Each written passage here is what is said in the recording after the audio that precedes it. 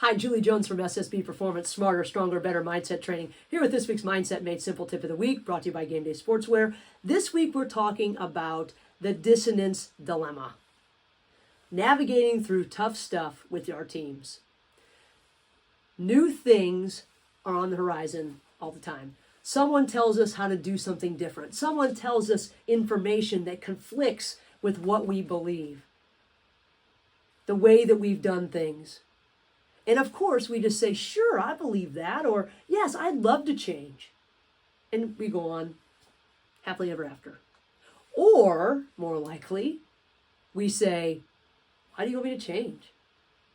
I've been doing this way the whole time. It works. Actually, I don't think that's going to work. We even go as far to question the person who tells us stuff. And then we start to attack them at times and say, oh, you have no idea what you're talking about. Case in point, I've heard time and time again that end of the year evaluations of lots of great coaches around the country have comments from athletes that say, my coach knows nothing about you fill in the sport. And I've seen evaluations of professors that say, my economics professor knew nothing about economics, even though he has a PhD and he's tenured. And the person who's doing the evaluation is a first-year sophomore.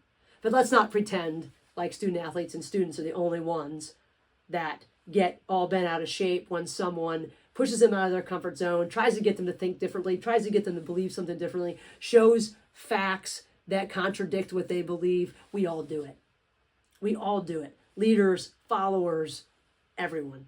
I just spoke with the leader of a major governmental organization in this part of the country on Friday, and she was telling me they've gone through this major reorg, and people are just dug in because they don't want to know things that don't correspond with what they do or believe. They're just dug in. And then I read in the paper this week that a local superintendent lied on his resume. Okay. And then they questioned him about it, and he went crazy. Disdain. It's none of your business. Who can we call to check on your references? You can ask me. This is none of your business. It's got nothing to do with anything. Well, actually, you put it on the resume, but in public, so probably it is our business. And then the school board, of course, who hired him, says, we stand with him. The people that are looking this up are just trying to make things hard and take the spotlight off of something else. Now they're the victim. The person, the newspaper, the teachers union are being made out to be the victim. And we do this all the time. In fact, you're trying to avoid this in political conversations right now. And it all stems from our need as humans to self-justify. Leon Festinger, Dr. Festinger, calls this from the 50s, and it's been picked up and looked at more, cognitive dissonance. Cognitive dissonance. I just finished reading the book, Mistakes Were Made, but Not by Me, Why We Justify Foolish Beliefs, Bad Decisions, and Hurtful Acts by Carol Tavris and Elliot Aronson. And this is a must read, especially during a contentious presidential election. We all try to self-justify. We stick with bad decisions just because we made them. We stick with stories because they serve our truth. We stick with things, and we at times hurt other people and ourselves and our teams and our culture. Cognitive dissonance occurs when our beliefs, actions, and our attitudes conflict. So imagine telling your player who has worked really hard and does everything you ask that they're out, and you put in a kid who performs better, but everyone looks at like a slacker. Now that kid that you pulled out is having dissonance. You said, work hard, do this, do that. You'll get an opportunity. We all get an opportunity. And now they're not getting the opportunity, and someone else is going in that doesn't fit really what you say is important. And this happens to us all the time as coaches. Happened to me, happens to you. And now there's dissonance. And now there's a rift. And now this person is unhappy. They're trying to get other people on board. They're less responsive to feedback. They're trying to get other people to see that you don't know what you're doing. You become the bad guy. And then you start to self-justify because now there's a rift in between us. We all do it. This dissonance can rip us apart. It can cause conflict within the team. It can cause distrust, and it can cost people their careers, if you think about it. Tavris notes that when people face evidence that contradicts their deeply held beliefs, they dig in more. So if you're trying to get somebody to change their presidential beliefs, don't keep throwing facts at them, because they're just going to find ways to say that that's made up or that's not true. You know that that's what happens. We've got to figure out other ways to get through to people. I lost my train of thought there for a second. When we see a discrepancy and we're looking at things, we are not very likely to say, you know what, I made a mistake. But we need to. One of the ways that we can help manage dissonance is to be vulnerable and admit what our dissonance is, or where we feel dissonance, or when we have stuck to something that we're doing it for whatever reason, but we are able to change. That's one way that we can do this.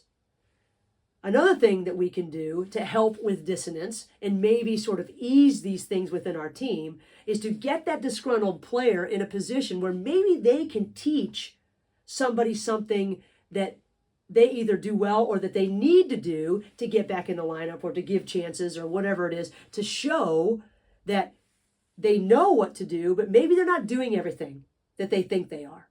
The person that thinks they're working the hardest isn't always working the hardest. But if you try to go against those beliefs, there's a sticking point. How can we get them to be helpful to others? Number one, to get them out of their own head and to contribute. But how can we then also get them to sort of communicate with you and to think about all the things necessary that go in to getting this role done to the best of their ability?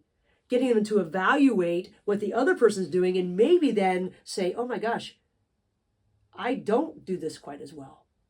Maybe that's a way that we can help them. But I'm going to go back to the other thing of admitting our own blind spots, our own mistakes.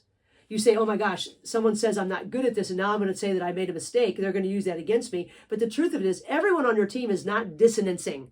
New verb. The person that is unhappy is trying to recruit people, most likely. We all do it. Someone's trying to quit smoking, and they're with a smoker. The smoker's like, no, come on, just one more. This is the stuff, or someone's drinking, they want you to drink. This is how we act. This is not just about teams and leadership and disgruntled players or disgruntled coaches or disgruntled whatever. Everyone around us does not have dissonance about what's going on. So our vulnerability may help these people stay out of that.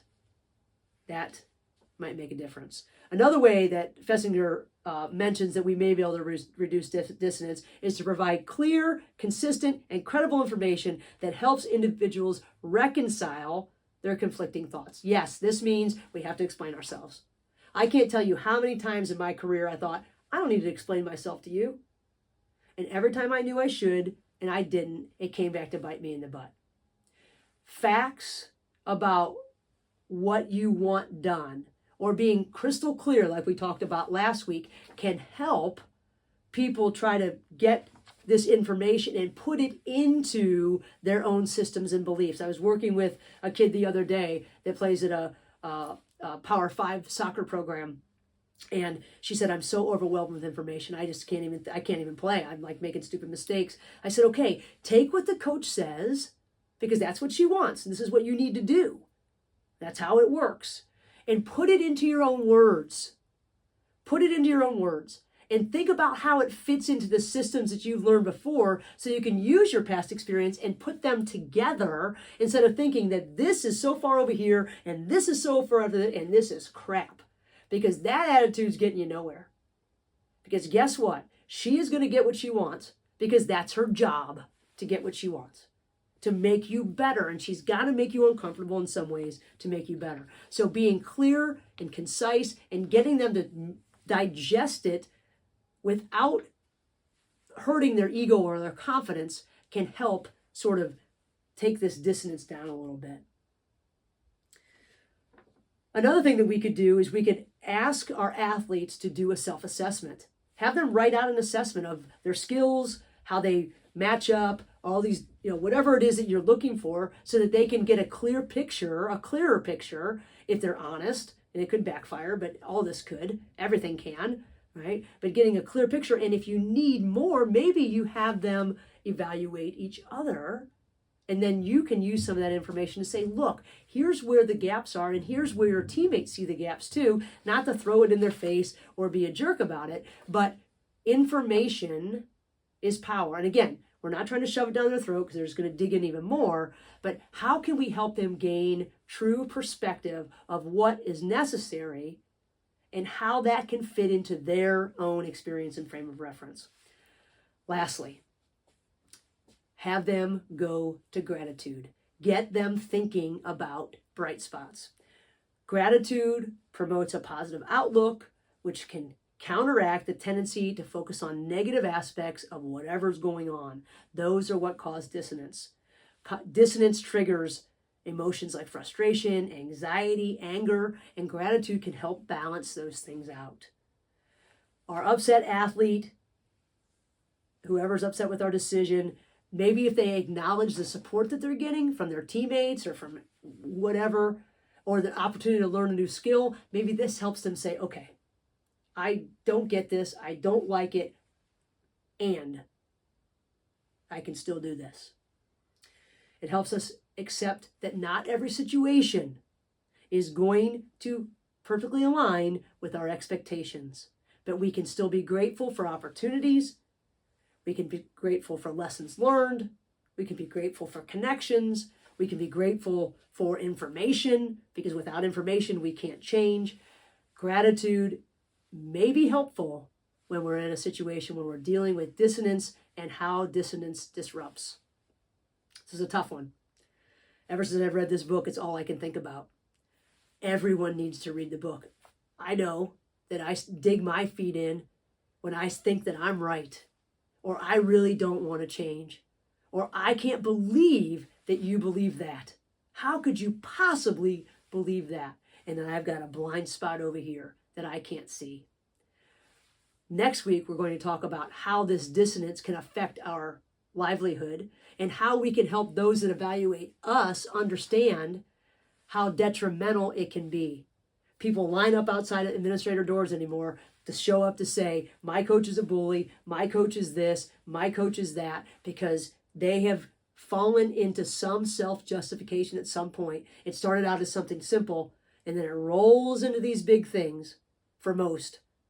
And we've got to be able to navigate that as leaders and coaches so that we can do our jobs, deal with dissonance, and have the backing we need to be able to simmer it down and quell some of the emotions that get wrapped up in our own self-justifications in the people that are trying to self-justify around us, because this changes the game, unfortunately, or fortunately, if we can help put some tools in there to make things more cohesive and coherent and collective. We can do all those things with a little empathy, with some vulnerability, with some gratitude, with some help, and with some assessment. If you have ideas on this, please reach out. This is a topic that I really want to dive into because I think it's so critical for us and our success as leaders, as teachers, as coaches, trying to help people grow. But the problem is when we push people, they dig in. It's just our natural tendency. They're not trying to be a jerk. We do it too. So how do we find a way to notice it, address it in a way that makes it better? Reach out. I'd love to hear your comments. Until next week, and when we talk about how we can help ourselves, help others around us understand how dissonance hurts evaluations and things like that, think about where you dig in and where your blind spots are and what causes you dissonance and how that affects the way you communicate, the way that you treat people, the way that you treat yourself. Until next week, have a great week.